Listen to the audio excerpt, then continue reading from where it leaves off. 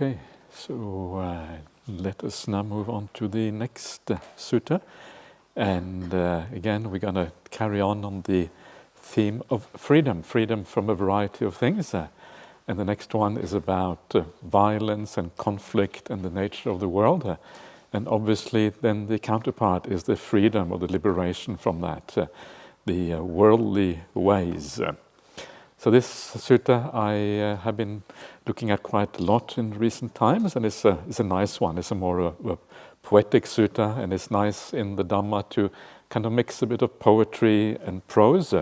Some of it goes more to the heart, and some of it is more like technical, and that's a nice mixture. We have to kind of balance the technicality of things and the more arty side of things, which is often more emotional, if you like.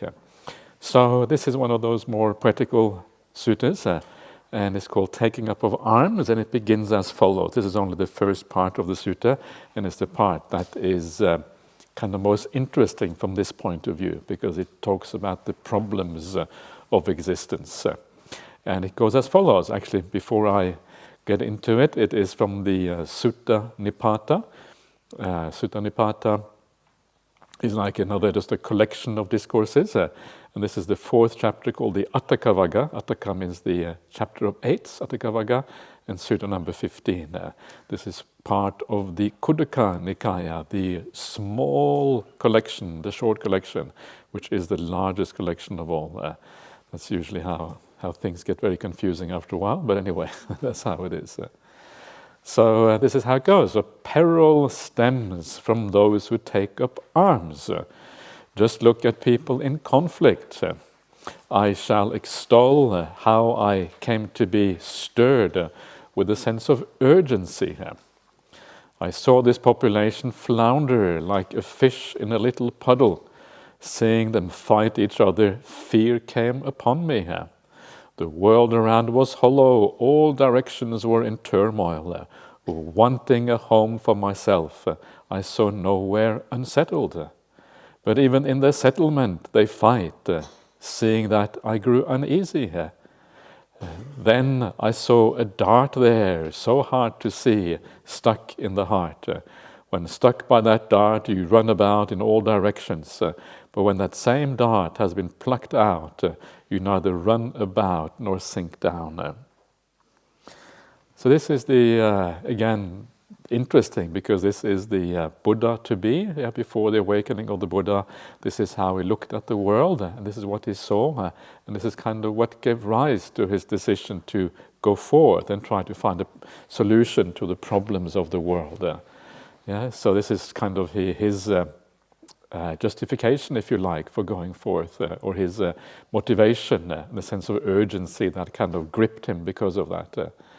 And so it starts off by talking about peril stems from those who take up arms, danda, take up punishment, and arms, punishment, these are all the same things.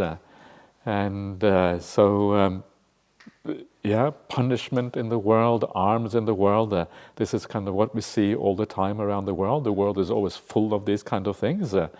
And look at people in conflict, because conflict is derived from this idea of punishing others, and wars and all of these kind of things come together.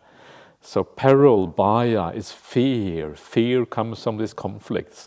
Fear comes from the arms and the punishment in the world. And as I mentioned earlier on today, you see that when you look at the world and you look at the news and you see the wars around the world, it leads people to fear. It leads people you become uneasy when you see these things. And I think sometimes you recognize that when it happens somewhere else, it can also happen here. It can happen anywhere, because this is a constant human thing.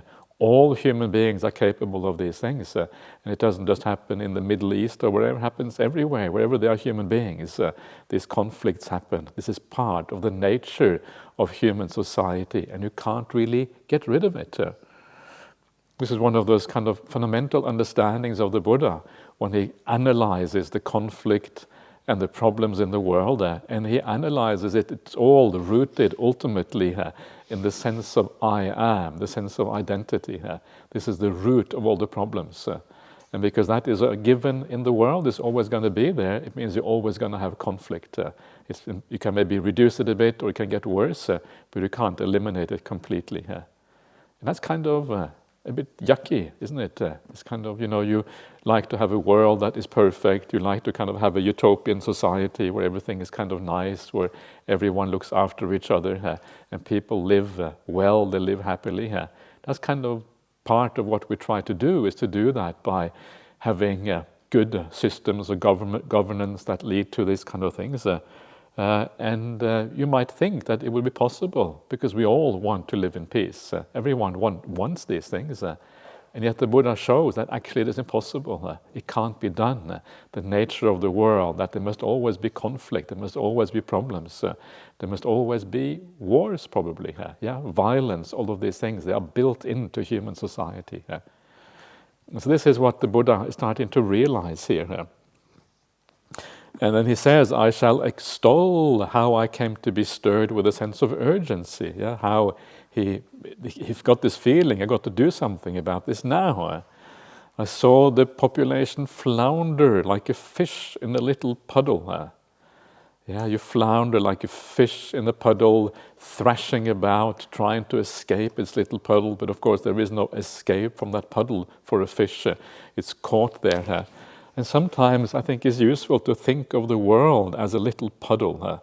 It isn't that large, even in the present day, and it doesn't really matter where you go in the world. You can travel here, you can travel there, and it's just more of the same. There is no escape. You can travel to the opposite side of the planet, and lo and behold, you find pretty much the same thing. People competing with each other, people suffering in roughly the same kind of ways, people having the same aspiration for their lives, but it's basically the same. The happiness and the sorrows of the world are the same everywhere. So we are like a little puddle, in the sense that all of humanity, the whole human society, is marked by the same problems and by the same aspirations, the same things. There is no escape if we travel kind of horizontally in the world. And that's what we're doing. We're traveling horizontally as long as we stay on the planet, because the planet is just like one plane of existence, and we're trapped on that plane, and that's where we remain. And we are thrashing about in this little puddle, trying to move. I moved from Norway to Australia. Was Australia a lot better than Norway? I don't know, pretty much the same, And many of you as well have come from somewhere else and have moved to Australia, just like I have, and you recognize that basically it is the same. Human beings are the same everywhere. We are basically all kind of, it's the same thing. And in one sense that's good, but in another sense it's also a bit despairing, because it means you have to look somewhere else for a solution. And so we're thrashing about like a fish in a little puddle, and then seeing them fight each other, fear came upon me. The Buddha seeing all of this fish in the puddle, and everyone is thrashing about trying to find a solution, but actually you are trapped in the realm of human beings, and you see all of these human beings, even though we are trapped in this little puddle together, we fight each other, always fighting each other. It seems to be a given in human history. And then the Buddha to be sees this, and fear comes upon him. This is the Buddha to be. This is like the greatest spiritual master in human history, and he becomes fearful when he sees that. And so we should also probably be a little bit worried about this, this lack of escape, that no matter what you do, the same problems are always going to re-arise and come about again. So a kind of fear, a kind of urgency, a sense of the need to get out of this now while you still have the opportunity, kind of arises from that. So all of these things are ways of thinking about the world that make the spiritual path seem more interesting, more important, why it matters so much, why it is a matter of doing it now and not waiting kind of, until next time, because who knows when there is a next time, next opportunity to do this. And this is kind of what the Buddha to be is seeing here. So he then says the world around was hollow, all directions were in turmoil. Yeah, the world is hollow. Hollow is this idea in Buddhism that there is nowhere really to stand. There's nothing to hold on to. There is nowhere, there's no place of safety. There is no self. There is nothing that is stable anywhere. And this is kind of the problem with the world. This is the whole idea of non-self or changeability and all of these kind of things, that there isn't anything that you can really grasp. And that's kind of terrible, isn't it? Nothing to hold on to. Because as human beings, we want to hold on. In fact, it is our nature to always attach to everything. And we attach, we hold on. These are extensions of our sense of self. And yet every time we attach, every time we hold on to something, we are asking for trouble because we are holding on to things that are unreliable, uncertain. They're always going to let us down every single time. So we're holding on to things that are not really there in the way we think they are there. We think they're going to be reliable, but actually they're not going to be reliable. And so every time we suffer, and then we suffer, and then we go back and we hold on again. We get into one relationship, the relationship turns out to sour, not work out, or the person dies or whatever. We're going to die eventually, and then that relationship is gone. You go to the next one. And we've all done that how many times already? Millions of times, maybe. Going back. Imagine if you could see all your past lives and see how many times you've done this. You would be filled with a kind of repulsion. I don't want this anymore. This is madness. Every time the same kind of suffering. Every time the same kind of problems. It is unstable. You can't hold on to these things. So this is what the Buddha to be is saying here, because everything is hollow, everything is in turmoil, everything is just moving all the time, everything is just shaking. Wanting a home for myself, I saw nowhere unsettled. We want a home for ourselves. We want a place where we can feel safe. We want to go into our house, close the door, lock the door behind us, and then feel now we can sleep easily in our bed. This is kind of the idea with life, wanting a home, wanting a place of safety. But actually that home that you have, wherever you go, it is always unreliable. You never know what's going to happen. It is unsettled. It is settled rather. Nothing in the world is unsettled. It is settled by the three characteristics of existence, of uncertainty, unreliability, suffering, and non-self. Everything is settled by that. And so there's nothing to hold on to. There isn't any real home. What is the real home? And this is kind of this is the spiritual path, of course. And this is what the Buddha talks about when he talks about in the Mahaparinibbana Sutta, and Venerable Ananda says that the directions are unclear to me. I can't remember the Dhamma. Everything is kind of feeling a bit blurred at the moment. And the Buddha says, haven't I told you that everything that is dear and beloved in the world must become otherwise? And of course the Buddha is right. And Venerable Ananda, who was already a stream entry because of his closeness to the Buddha, he still is affected by the Buddha's illness. And so then the Buddha says, well, because of that you should take yourself as an island, the Dhamma as an island. Taking yourself as an island means that you find that independence within yourself, that resilience inside of yourself. And that resilience that you find inside of yourself is based on your understanding of the Dhamma. That's why you find it within yourself. So what does it mean to take yourself as an island, take the Dhamma as an island? The Buddha says it means meditation practice. Meditation practice that is based on right view and based on virtue. And when meditation works, and many of you will know this, it gives rise to this beautiful sense of being free of the world outside. You are within yourself. There you find peace, there you find joy, there you find meaning, and the world outside doesn't matter anymore. If the world outside is stable or uncertain or unreliable, so be it. You have a place of safety. You have a real refuge found through the Triple Gem, found in meditation, a place where you can kind of go inwards. And the more you develop that path, the more you kind of you create a sense of quality within yourself that you can return to at will at any time, the more you have a real refuge in the world. And this is what this path is about, finding that refuge. And that is only the beginning of that refuge. The beginning of that refuge is finding the sammasati, the meditation, the mindfulness of breathing, the samadhi that comes from that. And ultimately that refuge is actually the insight into the nature of reality, when you find the final refuge, where you give up these things once and for all. And this is where this works, wanting a home for myself. I saw nowhere unsettled, so what do? You look somewhere else. And that is exactly what the Buddha to be does.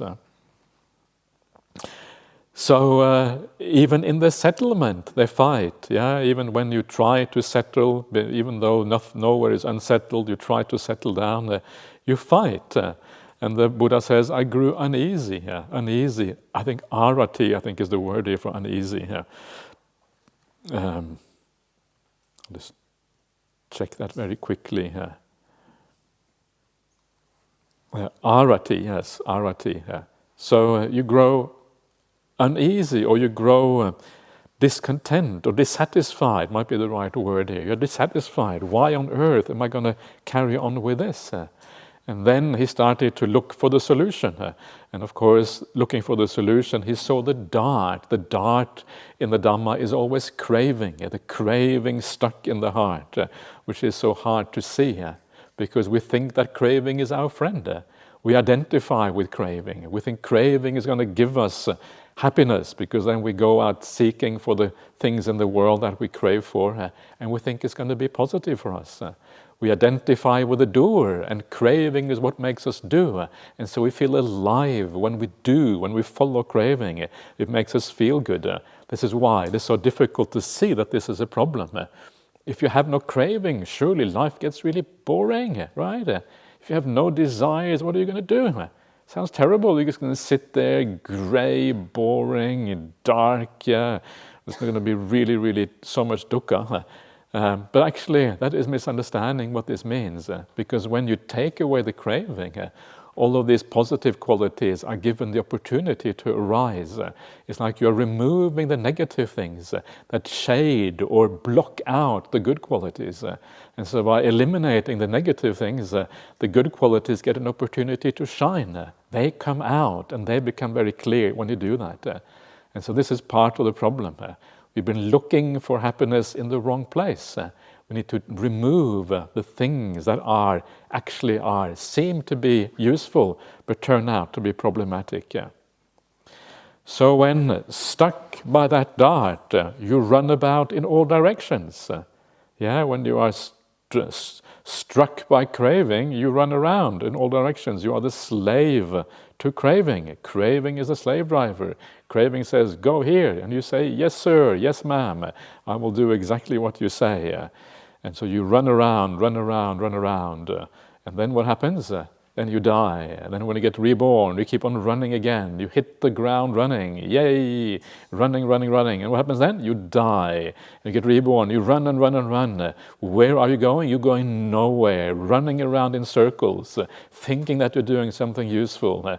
After doing that, 1,000,000 lifetimes, running round and round, there comes a point when you actually start to think, maybe running in circles isn't such a good idea. I wonder, maybe I should do something else. Let's see, maybe if I can go a different direction for once. So you run about in all directions. No more all directions. Now let's go in one direction, the direction of the Buddha.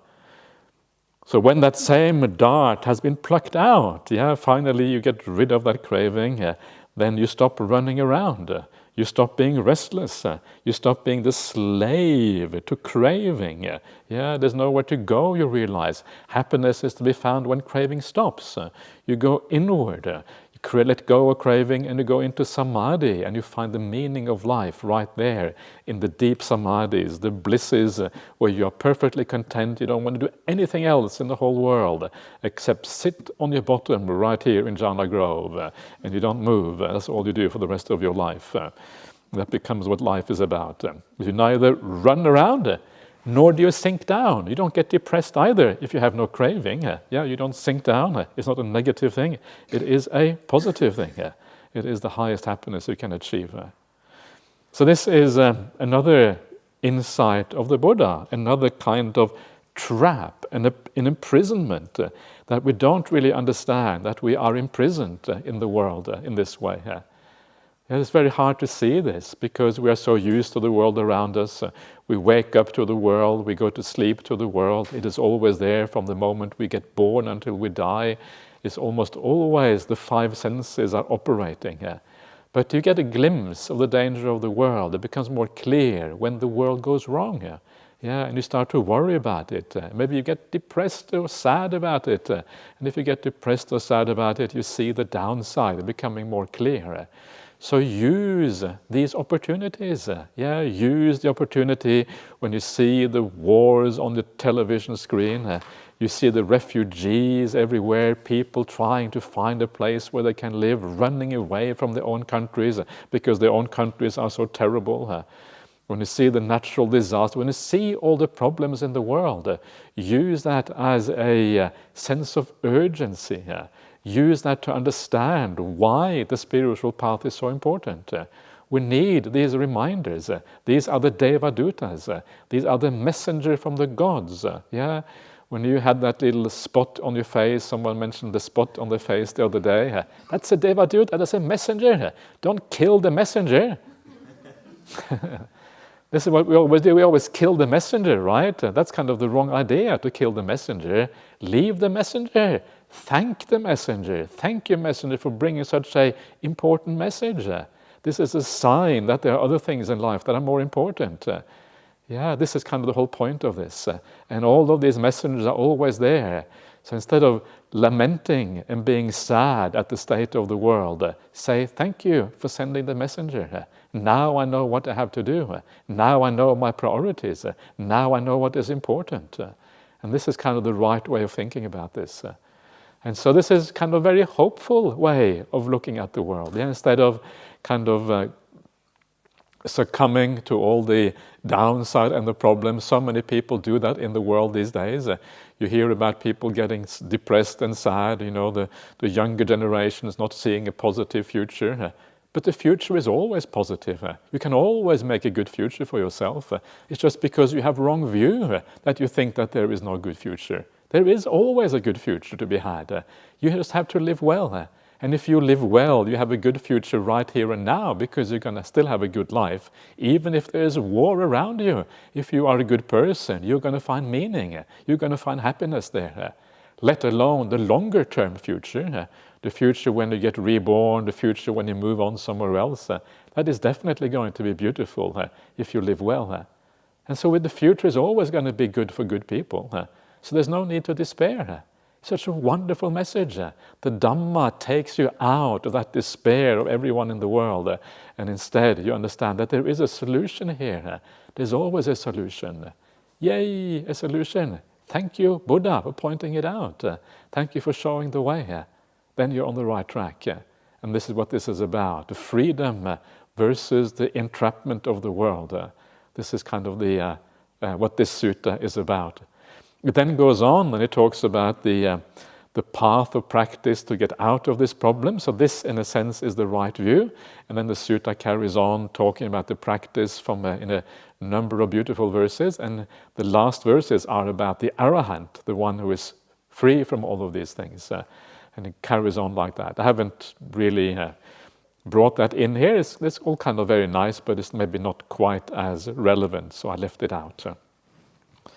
So there you are, taking up arms, seemingly negative and pessimistic, but actually there is optimism always in these things.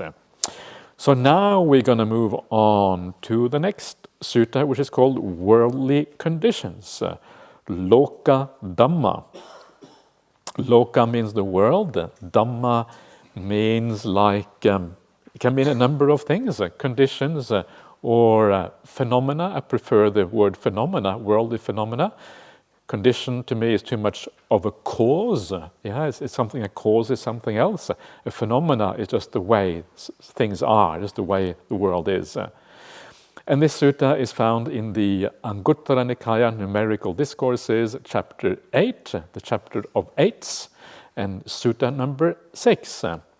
And it talks about those things that make the world go round, the things that are important for people in the world, the things that we attach to, the things that the worldly happinesses we try to achieve. And the Buddha says the following: mendicants, the 8 worldly conditions revolve around the world, and the world revolves around the 8 worldly conditions. What 8? Gain and loss, fame and disgrace, blame and praise, pleasure and pain. These 8 worldly conditions revolve around the world, and the world revolves around these 8 worldly conditions.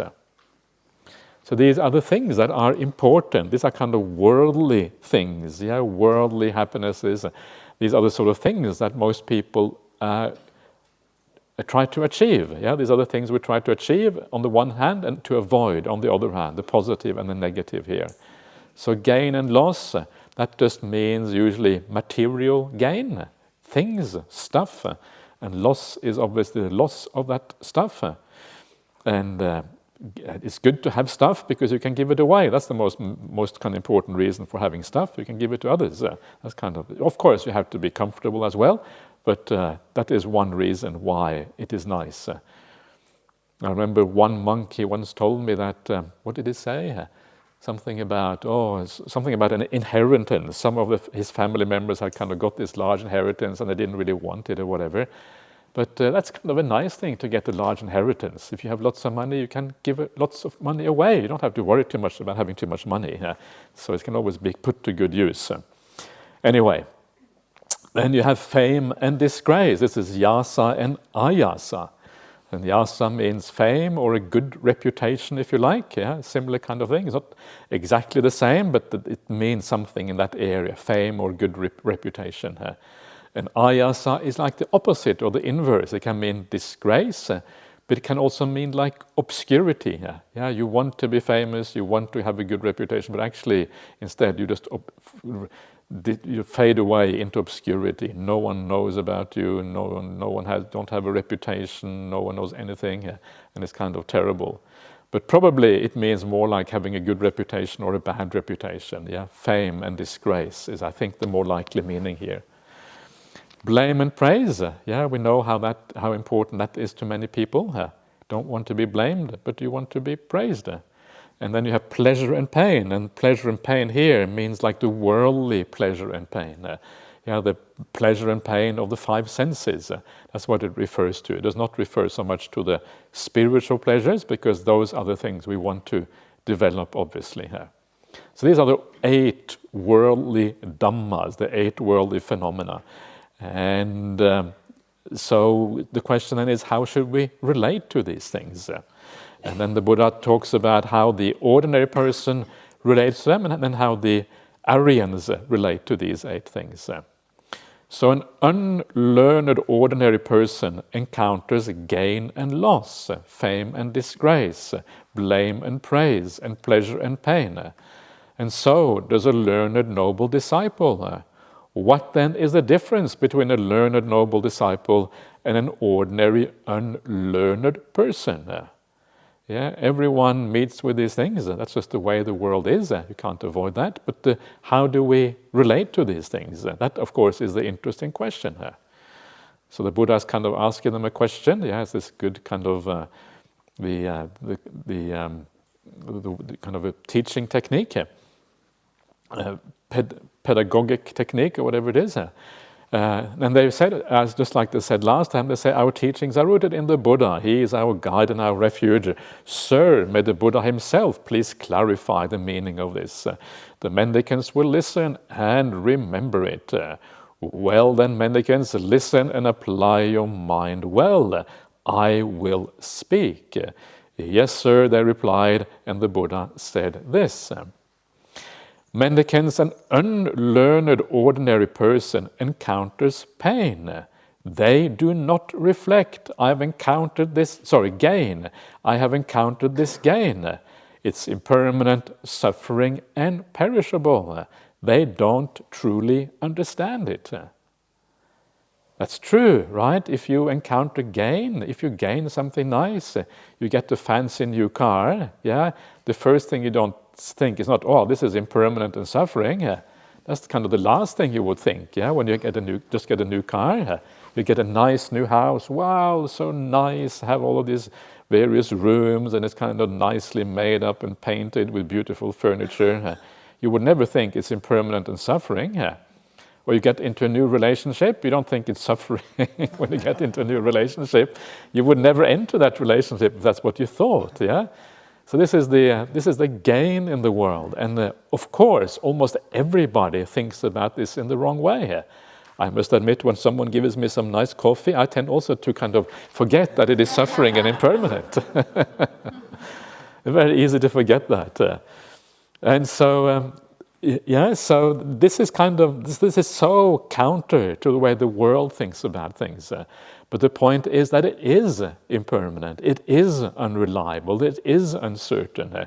Everything we own has a use-by date and a date by which they will actually disappear and just go. And this is true for everything we gain in this world.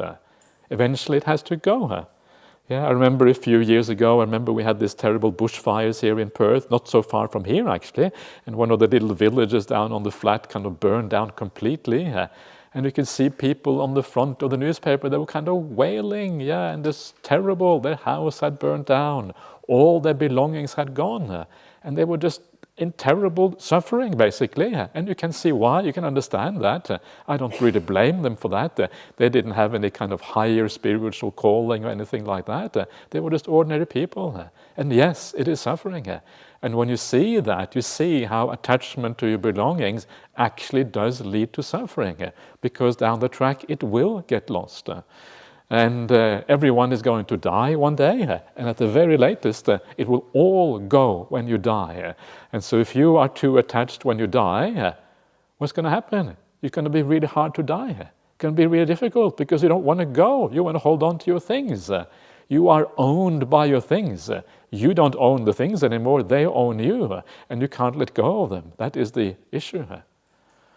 There was a famous Thai monk. He told this story a long time ago. He had visited the US, and I don't know if the US is any more materialistic than anywhere else. Probably all countries are pretty materialistic these days. But he said that he would travel around the US, and as he traveled around, he saw people with all their big houses, and he said he saw all these ghosts everywhere. And these ghosts were presumably there were people who had lived in that house previously, and they weren't able to let go. And because they weren't able to let go, they were now living as ghosts in these large mansions, in kind of various places in the US. I'm sure maybe it's the same thing here in Australia. I don't know, probably. People attached to their belongings, probably the same everywhere. And the more you have, the more fancy your house, the more chances is that you actually will be attached to it. Because this is my great house. Nobody else has a house like mine. I have the best one. And of course, then you get attached to it, because not just because of the niceness of the house, but because of you identify with it, becomes part of your personality. You are that person who has a wonderful house. And the attachment can become very strong. And then the unfortunate downside is that you get reborn as a ghost. In that house. You had never really reckoned with that, had you? That wasn't part of the equation when you bought that big house, that you might get reborn as a ghost in that house. That you kind of, this is kind of the idea of right view. Right view changes everything. It kind of turns everything a bit upside down when you kind of look at these things in the right way. And so, because you understand that downside of gain, you don't attach so much.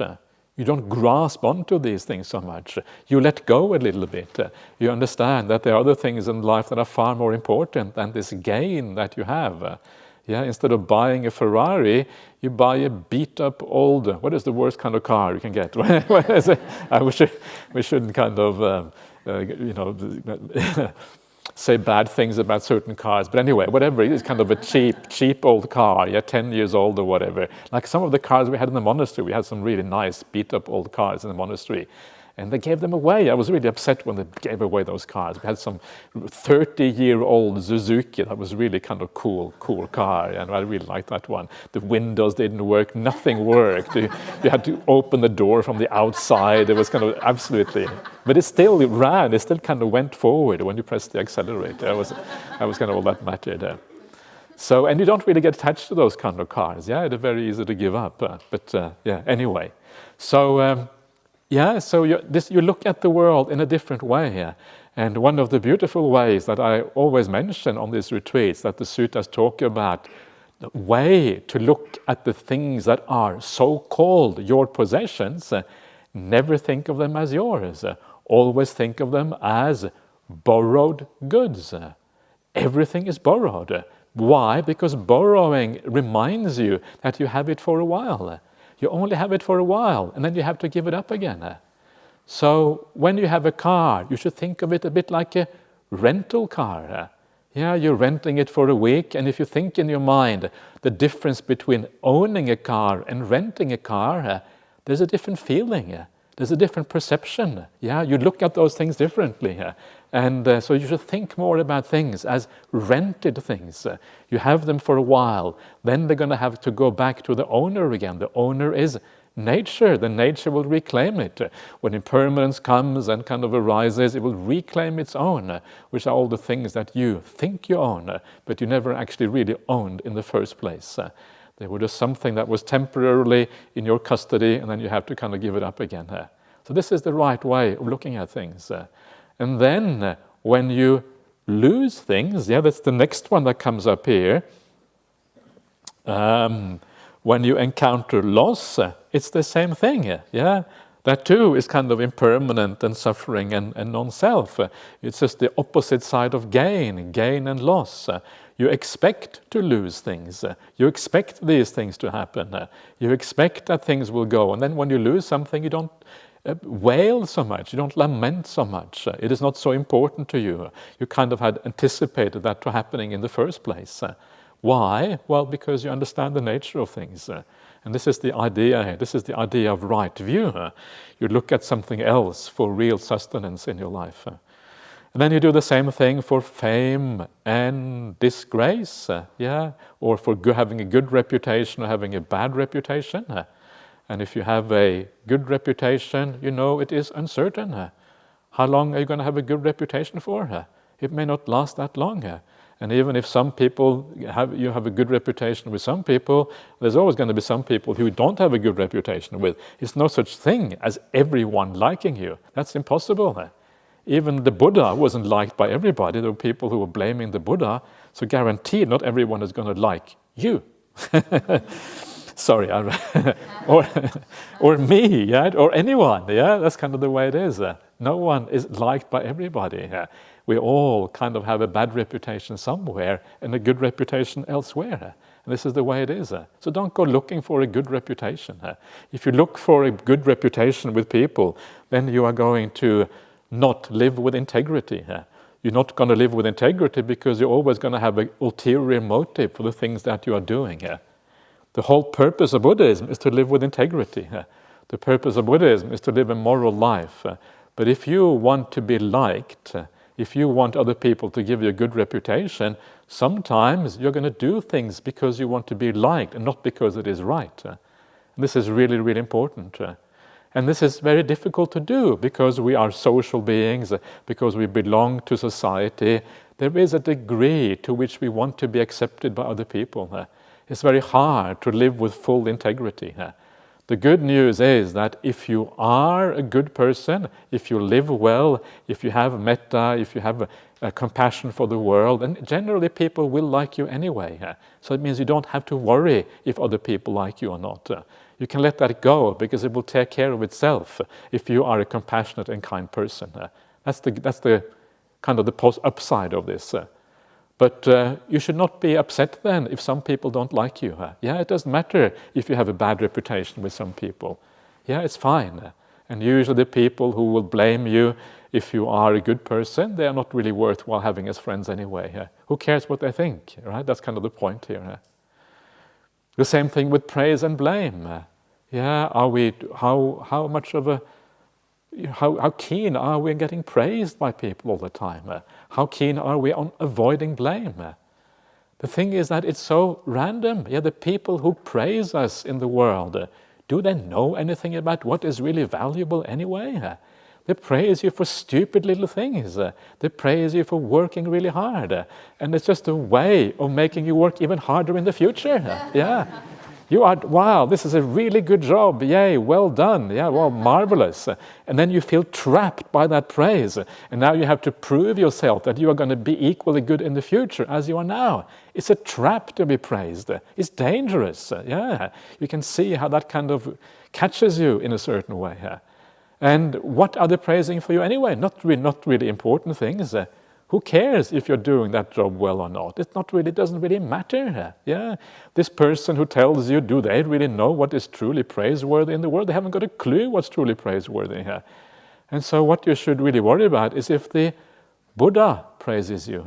If the Buddha praises you, then it's good.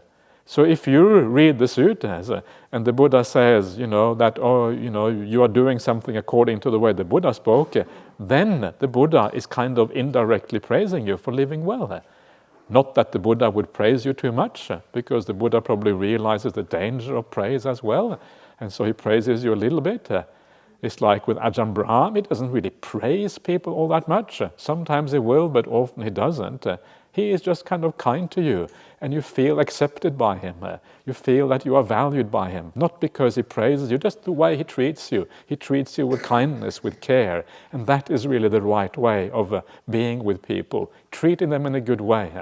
Too much praise is like a superficial thing. It just binds people down. Then you want more of it in the future. It doesn't really work. So forget about all this praise stuff. Next time someone praises you, say, please go away, I don't want that praise. Yeah? No, don't be rude. Yeah, it's also bad to be rude, so I'm just saying that. But that's maybe how you should think. Yeah, actually I don't want that praise. Yeah, it's problematic. And the beautiful thing is that if you don't care about praise, then you also don't really care about blame. Because most people in the world, they don't really understand what is blameworthy. Yeah, if people will blame you for stupid little things, they will blame you for not working hard enough, or they will blame you for, for not whatever. But if you do something really dodgy and bad, then nobody might blame you for that. That's when they probably should blame you, yeah? And actually they shouldn't blame you, they should have compassion for you. Because someone who is bad, they're just destroying their own life. And so they should have compassion for you instead. So again, don't worry about blame. If you want to worry about blame, then go to Ajahn Brahmali and ask Ajahn Brahmali and say, oh, Ajahn, please tell me what I can do better. Please blame me for my bad points. And Ajahn Brahmali, what is he going to do? He's going to say, shrug his shoulders, he's going to say, very good, carry on. That's what he's going to say. Yeah? He's not going to say anything, guaranteed. It's up to you to kind of look out for your own faults. And when you see your faults, well, that's far more powerful when you realize those faults than when someone else points them out. So don't buy into praise and blame so much. Usually it's completely irrelevant. The people who praise and blame usually have no idea what's going on. Just shrug your shoulders and carry on. Yeah, don't worry about it. And then you're on the right track. If you are living according to the 5 precepts, if you are living a good life, even if you fail sometimes, even if you're not perfect in those precepts, even if you do sometimes have defilements in your mind, you are trying your very best. And for trying your very best, you're worthy of praise for doing that. And that is what really matters. And that's what the Buddha would praise in this world as well. I shouldn't say what the Buddha would say, but that's kind of my sense of what the Buddha would do. So anyway, praise and blame, yeah, these are not very interesting. And then pleasure and pain. All of that too is very uncertain, because pleasure and pain is related to what's happening in the 5 sense world. The 5 sense world is very uncertain. Don't know what's going to happen next in the 5 sense world. Sometimes that food is nice, another day it is not so nice. Sometimes things work out, sometimes they don't. Sometimes you see terrible things, other times you see nice things. You don't know what's going to happen. Pleasure and pain are uncertain. And so you remember the impermanence and the potential suffering in all of these things, and that is what the ordinary person does not understand. So gain and loss, fame and disgrace, blame and praise, pleasure and pain, occupy their mind. Yeah, you think about these things. This is part of what kind of stops one, maybe even from meditation. Yeah, these things kind of go around in your head, whether what's happening in the world, how other people treat you, all of this kind of stuff. And these are things that you will block you from becoming really peaceful. They favor fame and oppose disgrace. Yeah, they favor gain and oppose loss. They favor praise and oppose blame. They favor pleasure and oppose pain. And so the idea here is not really to favor or oppose these things, to understand that they come and go, and then to have this mind of equanimity, the upekkha mind, which is always kind of in balance, because you know that the world gives you a certain amount of each of these. Each of these are part and parcel of life. You're going to hear bad things in life. You're going to hear unpleasant things. You're going to have pains in the body. Sometimes you're going to be blamed, sometimes you're going to be praised. And if you have that even mind, you can walk through life without being affected by these things. This is a very important part of this path. And this is what we saw just before when we talked about living in balance in an unbalanced population, living untroubled in a troubled population. This is part of that, yeah, understanding that these things come and go and not being taken by them. And then the ordinary person being full of favoring and opposing, they are not freed from rebirth, old age and death, from sorrow, lamentation, pain, sadness and distress. They are not freed from suffering, I say. Yeah, favoring and opposing, all of these things, back and forth, this is craving. This is where craving arises from. Craving, this is kind of the main aspect of craving. There is also a deeper aspect of craving. The deeper aspect of the craving is the craving to exist, but most of the craving is in relation to worldly phenomena. And if we can let go of that, then we have let go of the most difficult thing to let go of in the world. And this is why you are moving towards the freedom from all suffering, if you can let go of these things. So then what happens next? Then what happens next is the alternative. Yeah? How does the noble disciple, how do they think about this? So a learned noble disciple encounters gain. They reflect, I've encountered this gain, it is impermanent, suffering and perishable. They truly understand it. They encounter loss, fame, disgrace, blame, praise, pleasure and pain. They reflect, I've encountered this pain, it is impermanent, suffering and perishable. They truly understand it. Yeah, the insight of the noble ones is the insight into impermanence, how all phenomena are utterly unreliable. They don't buy into this idea that things are reliable and they remain anymore, because they have seen to the core that there is no such thing as any inherent, permanent, reliable existence of anything. The whole world is kind of resting on quicksand, resting on water, resting on nothing substantial. Everything is always moving, changing gradually, morphing into something else. Nothing can be relied on. That is the main insight of the Aryas. And so, gain and loss, fame and disgrace, blame and praise, and pleasure and pain don't occupy their mind. They know that these things are uncertain, so why even think about it? They will come and go according to their own nature. And because of that, they don't favor and oppose loss. Yeah? They don't favor and oppose disgrace, fame or disgrace. They don't favor, praise or oppose blame. So I'm not reading properly here. They don't favor pleasure or oppose pain. Yeah, they don't favor or oppose these things because they know that they come and go according to their nature. So these things just come and go, and so they are kind of cool with that. Having given up favoring, opposing, they are freed from rebirth, old age, death, from sorrow, lamentation, pain, sadness, and distress. They are freed from suffering, I say. This is the difference between the learned noble disciple and the unlearned ordinary person. Gain and loss, fame and disgrace, blame and praise, and pleasure and pain. These qualities among people are impermanent, transient, and perishable. An intelligent and mindful person knows these things, seeing that they're perishable. Desirable things don't disturb the mind, nor are they repelled by the undesirable. Both favoring and opposing are cleared and ended. They are no more. Knowing the stainless, sorrowless state, they who have gone beyond rebirth understand rightly. So, there you are, the 8 worldly dhammas, and how to kind of let go of these things. So, again, we're kind of moving here through a variety of things. So far we have looked at kind of fairly ordinary things in the world and how uncertain they are. And now with the next sutta, maybe we will start it a little bit because we have a little bit more time. Next sutta, we're moving on towards meditation practice. And we're going to see how to deepen this understanding of freedom through what happens in meditation. And this next sutta is really about the 5 hindrances. And one of the main purposes of meditation is to purify the mind from the 5 hindrances.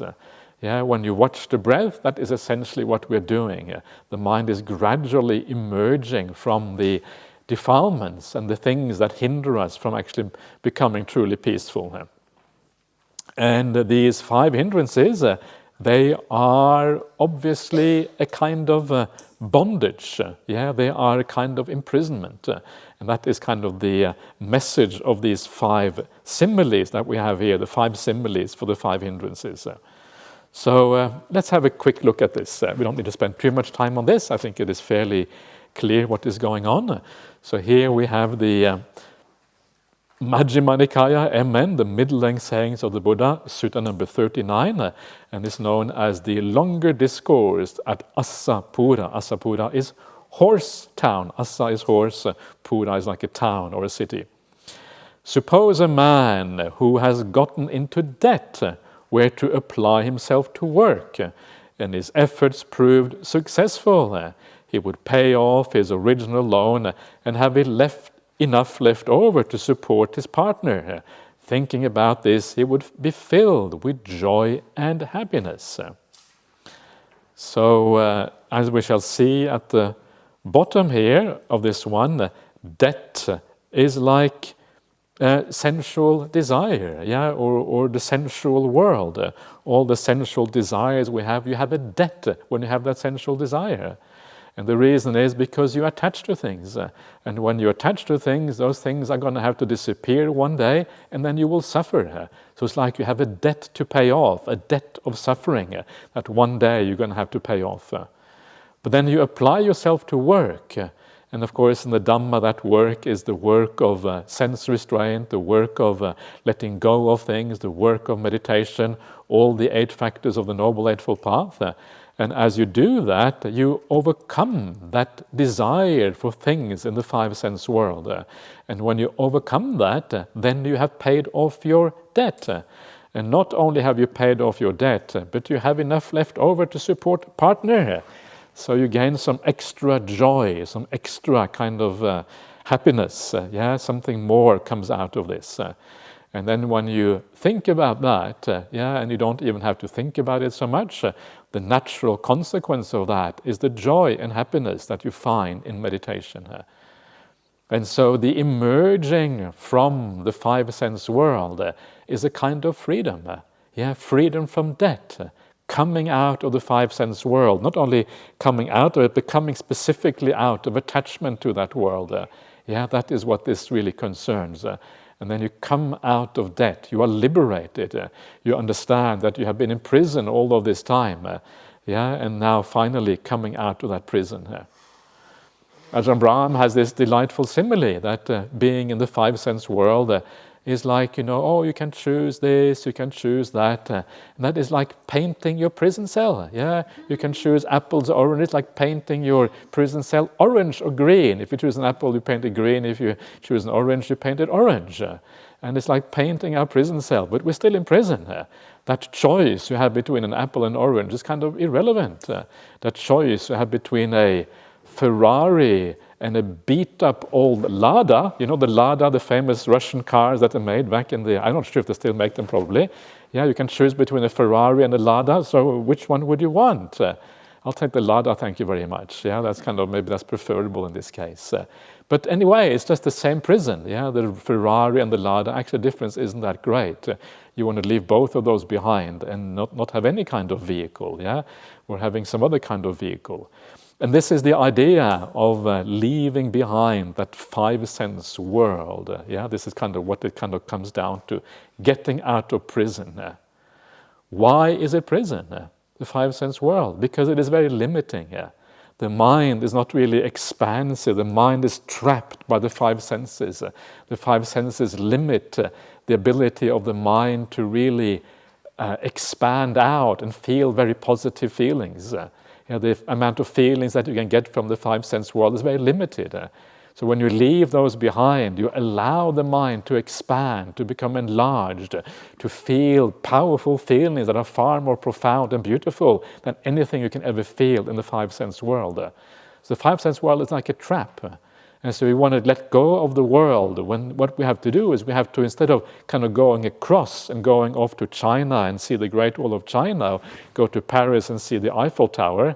The Eiffel Tower is just kind of a big bunch of steel, rusty steel, and people want to see the Eiffel Tower.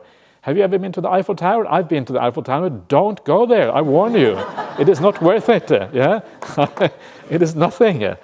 And I don't know why the Eiffel Tower became famous, but anyway, it is famous for some maybe because it goes high up or something like that. Anyway, it's not my job to warn people about the Eiffel Tower. But anyway, that is, I just did that. So instead, remember, that is not where you find. There's no liberation in that realm. Instead of kind of going crosswise and kind of broadening yourself out into the world, we have to go vertically. We have to allow the mind to become light, to emerge out of the world, to become like a balloon that soars up and enters like a higher realm. That is the idea. That is the only way to escape the world. And that is why meditation and the spiritual path is that particular escape, because that is how you get out of it. So this is how you escape from prison, yeah, not by traveling around the world. So when people say they want to travel here, they want to travel there, oh, I want to see this, I want to say that, then the wise people say, what's the big deal? It's more of the same. Yeah, you eat this kind of food, you eat that kind of food. Yeah, it's the same. Chinese food, French food, I don't know, whatever kind of food. Norwegian food, that does. There is no such thing as Norwegian food. Yeah, whether you if you said that to a chef, they would say that to a French chef. Imagine what they would say: Norwegian food. Oh, c'est rien. There's no such thing. They would kind of become. So this is the problem. So there are certain cuisines that are kind of at least worthwhile considering. There are others that are. No, so anyway, so it's basically the same, yeah, and kind of all the great teachers of the world, that's exactly what they say. You're just kind of seeing slight variations of the theme. It is not really all that interesting here. So that is the first hindrance, and that is all we have time for now. We'll come back to the remaining of the hindrances tomorrow. So that is it for now. So we'll see you back again at 7 o'clock this evening here.